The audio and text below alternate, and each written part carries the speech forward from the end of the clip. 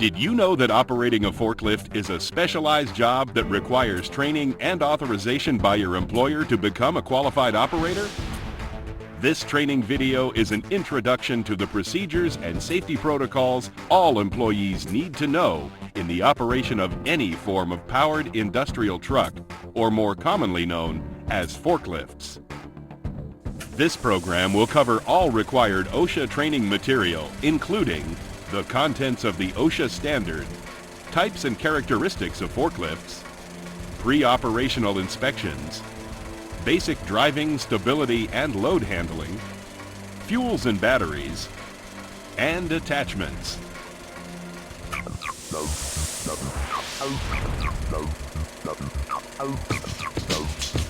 OSHA estimates that tens of thousands of employees are injured or killed due to forklift accidents, injuries, and deaths. To reduce the number of powered industrial truck accidents, OSHA revised and updated its regulation 29 CFR 1910.178.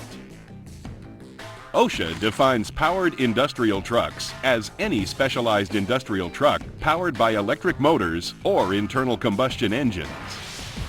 This revised OSHA regulation requires initial forklift operator training before any employee can be allowed to operate such equipment. In addition, an employee must go through retraining in case of involvement in an accident or a near miss. The operator is observed driving in an unsafe manner, the operating conditions or the equipment changes, and every 3 years. In addition to your classroom training on powered industrial trucks, hands-on driving training and a driving evaluation should follow. The OSHA regulations are to be made available to all employees. Contact your training instructor or your supervisor to review copies of them.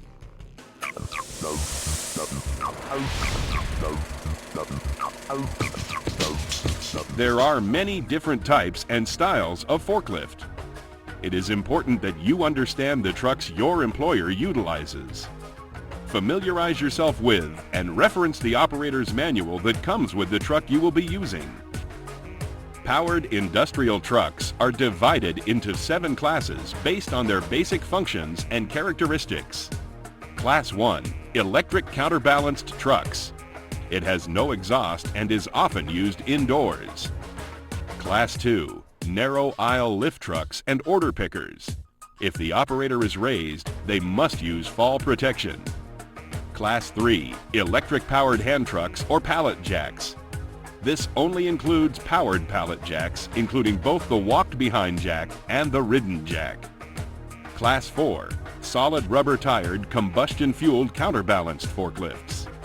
These are only to be used on smooth surfaces, usually asphalt or concrete.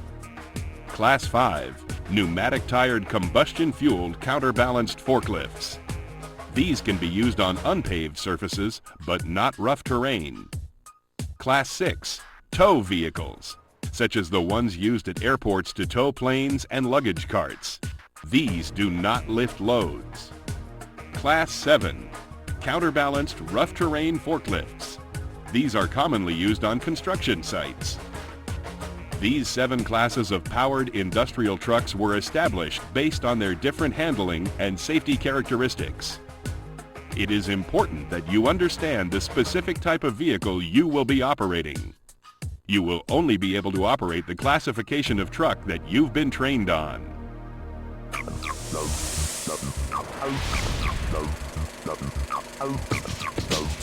All trucks have hazardous location designations. These designations inform operators if the truck may be used in various flammable, combustible, or hazardous areas.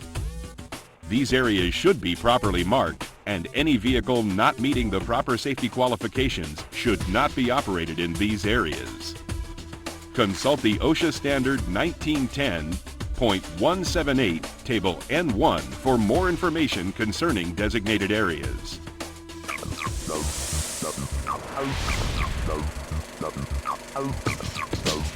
Before the start of each shift, equipment inspection should be done. If anything is found to be defective, the vehicle should be taken out of service. You should also notify your supervisor of the problem. To assist with your inspection of the equipment, an inspection checklist form should be used and is usually provided by your employer. These checklists may also be obtained in the operator's manual or by the equipment manufacturer. A sample checklist has also been provided with this training program. The inspections checklist includes all safety items that need to be in working order. They include lights, horn, brakes, backup alarms, and seat belts. Other items to include in your inspection checklist are any moving parts, load supporting parts such as the mast, chains, and carriage, fluid levels, tires, steering, overhead guard, backrest, and any other items recommended by the manufacturer of the equipment. When conducting your equipment inspection, the first items to check are those that can be done without the engine running. If all these items check out properly, then move on to the items to be checked with the engine running. Put the forklift through its normal maneuvers and check all its functions. Be especially cautious not to place your hands in areas of moving parts or between the uprights of the mast.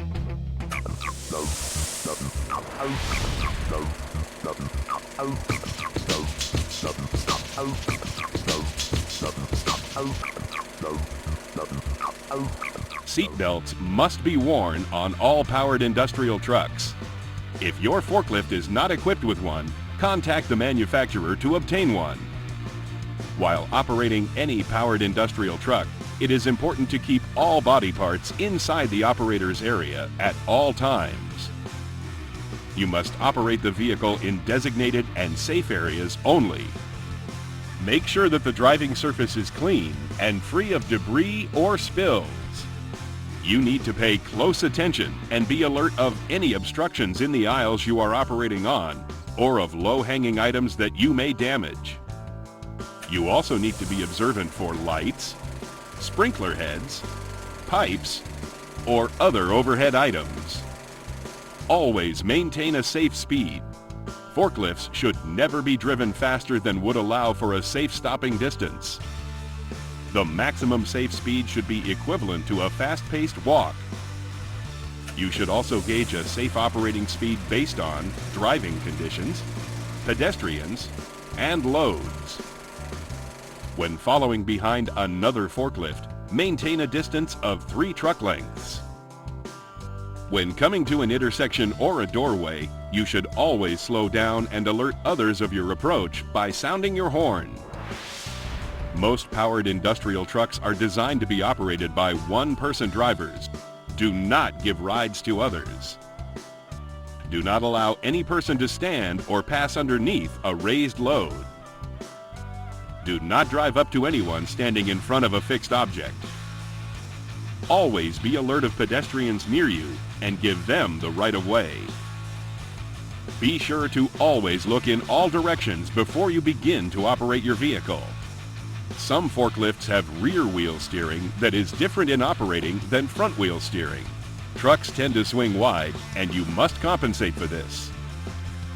When crossing curbs or railroad tracks, do so at an angle.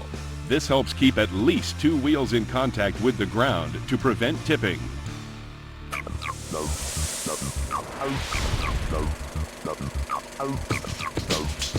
Each forklift and attachment will have a permanent nameplate that states its rated capacity. These nameplates should be easily readable, and the rated capacity should never be exceeded. A forklift's rated capacity is based on the fulcrum principle. Like a seesaw, the front wheels are the base of the fulcrum. If the load is too heavy or too far from the fulcrum, the forklift will tip forward. The stability of each forklift is determined by ever-changing factors based on the stability triangle of the forklift. The front axle acts as the base of the triangle and supports the weight of the load. The sides of the stability triangle meet at the point where the forklift steers, either at a single wheel or in the middle of the steering axle on the 4-wheeled models. The center of gravity for the forklift is changed by the load and by momentum. The forklift will tip over if either of these factors force the center of gravity outside the stability triangle. Each load has its own load center. This is the center of its weight mass. This distance greatly affects the load capacity of forklifts. The nameplate will state the load center measurement in which the capacity is based. In most cases, this is 24.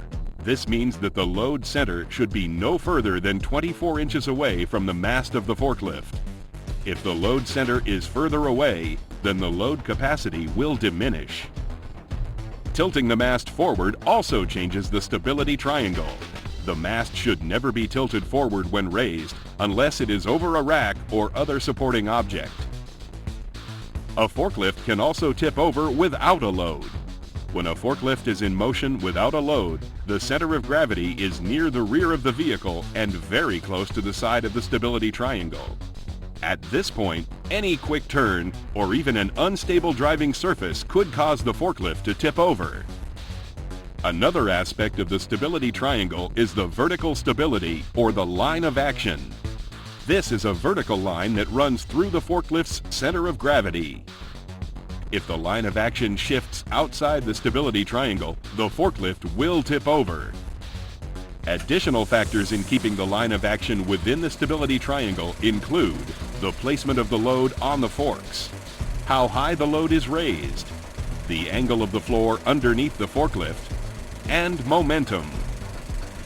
In the event of a forklift tipping, do not jump free. You could be crushed beneath the forklift or the load. Brace yourself, hold onto the steering wheel and pull yourself tight up to it. Keep all parts of your body inside the operator's area.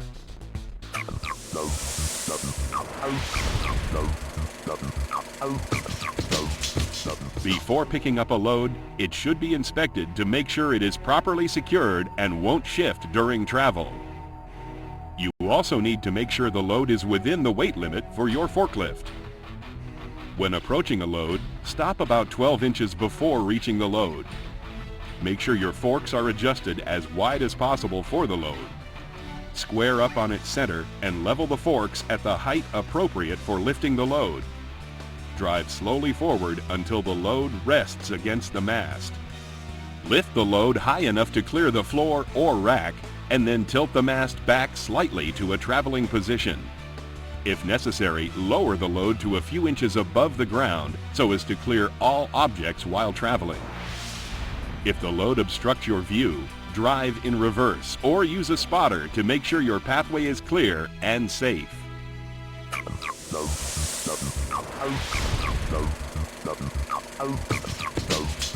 Before using a ramp, make sure it can support the load.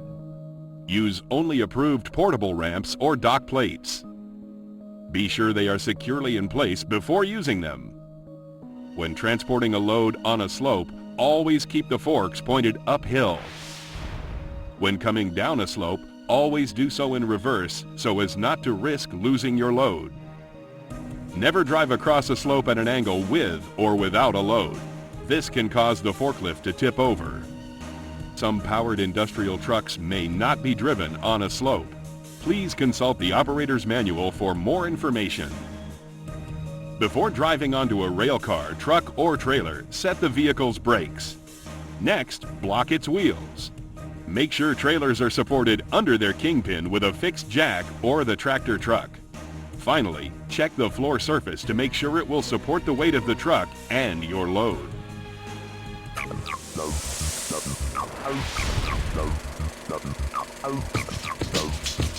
If you are going to be away from the forklift at a distance of 25 feet, the vehicle needs to be shut off.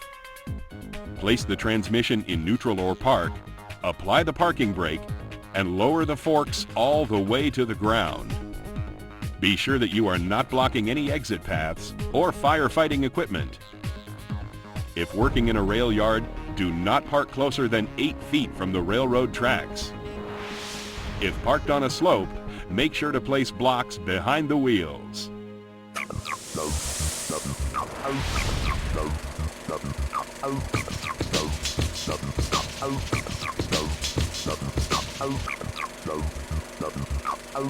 Before operating an electric-powered truck, make sure the battery connections are on tight. Next, check the battery's electrolyte level. Be sure to use personal protective equipment such as eye protection, face shield, and gloves. The battery should be removed from the vehicle, or the battery compartment needs to remain open while charging. When charging batteries, be sure to do so in designated no smoking areas. Charging batteries produces flammable hydrogen gas, so use care to avoid causing sparks or flames. You need to leave the charger off until you have connected it to the battery, and again have it off when you disconnect it from the battery. When replacing a battery, make sure to secure it in place. A loose battery during operation can overturn a vehicle.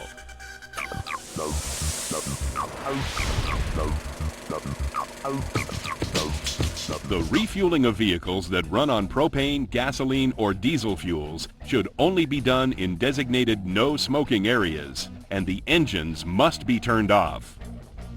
For propane-fueled trucks, remove the propane tanks prior to refilling.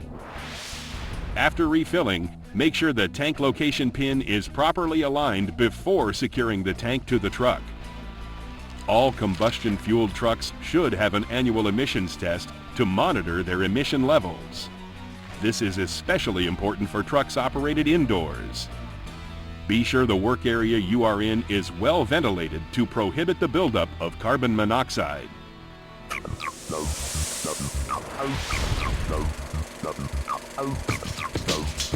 Approved employee platforms may be used to elevate personnel.